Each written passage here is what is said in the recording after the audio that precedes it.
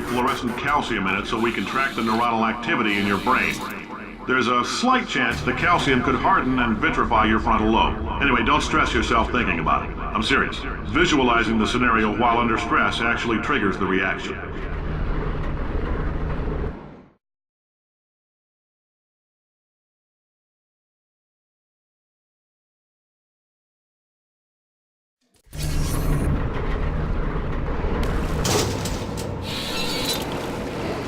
Now, if you're part of control group Kepler-7, we implanted a tiny microchip about the size of a postcard into your skull. Most likely you forgot it's even there. But if it starts vibrating and beeping during this next test, let us know. Because that means it's about to hit 500 degrees, so we're going to need to go ahead and get that out of you pretty fast.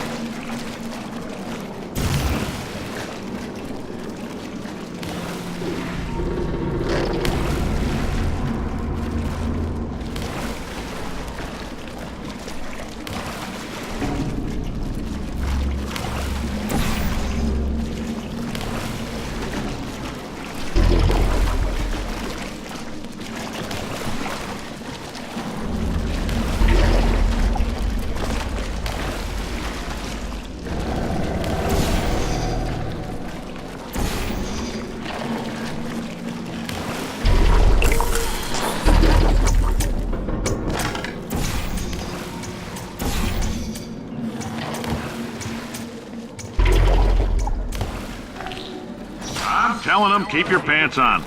All right, this next test may involve trace amounts of time travel. So, word of advice, if you meet yourself on the testing track, don't make eye contact.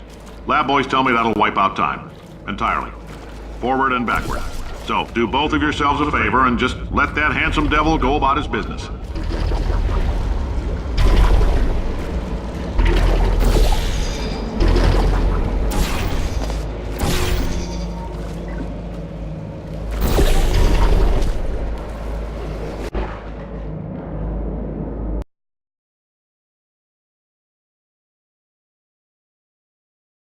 I'm telling them, keep your pants on. All right, this next test may involve trace amounts of time travel. So, word of advice, if you meet yourself on the testing track, don't make eye contact. Lab boys tell me that'll wipe out time.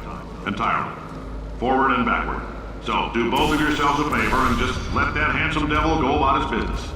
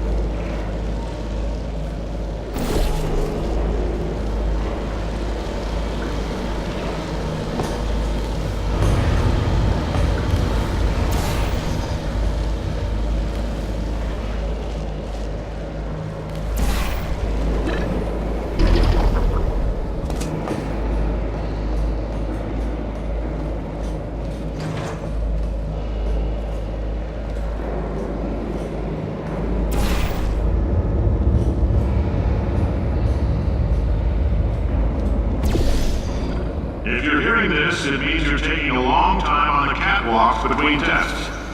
The lab boys say that might be a fear reaction. I'm no psychiatrist, but coming from a bunch of eggheads who wouldn't recognize the thrill of danger if it walked up and snapped their little pink bras, that sounds like projection. They didn't fly into space, storm a beach, or bring back the gold. No, sir, we did. It's you and me against the world, son. I like your grit. Hustle could use some work, though. Now let's solve this thing.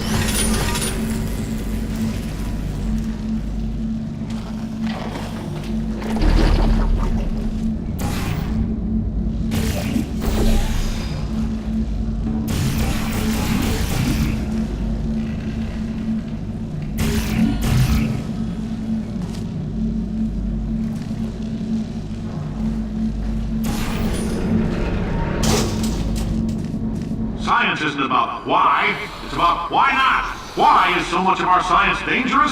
Why not marry safe science if you love it so much? In fact, why not invent a special safety door that won't hit you on the butt on the way out because you are fired? Now you test subject, you're doing fine. Yes, you. Box your stuff. Out the front door. Parking lot. Car. Goodbye.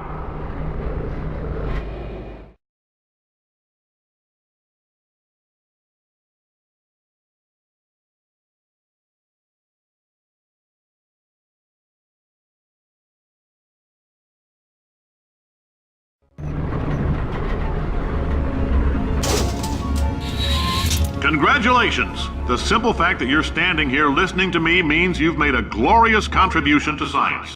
As founder and CEO of Aperture Science, I thank you for your participation and hope we can count on you for another round of tests.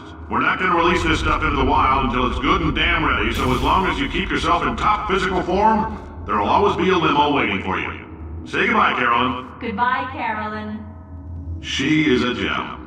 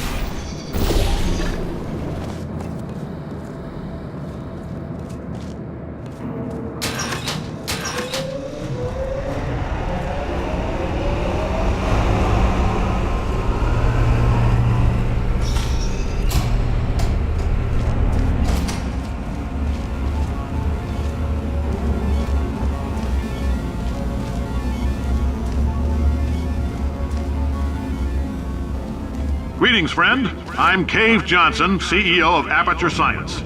You might know us as a vital participant in the 1968 Senate hearings on missing astronauts. And you most likely used one of the many products we invented, but that other people have somehow managed to steal from us. Black Mesa can eat my bank... Sir, the testing? Right. Now you might be asking yourself, Cave, just how difficult are these tests? What was in that phone book of a contract I signed? Am I in danger? Let me answer those questions with a question. Who wants to make $60? Cash. You can also feel free to relax for up to 20 minutes in the waiting room, which is a damn sight more comfortable than the park benches most of you were sleeping on when we found you. So, welcome to Aperture. You're here because we want the best, and you're it. Nope. Couldn't keep a straight face. Anyway, don't smudge up the glass down there. In fact, why don't you just go ahead and not touch anything unless it's test related?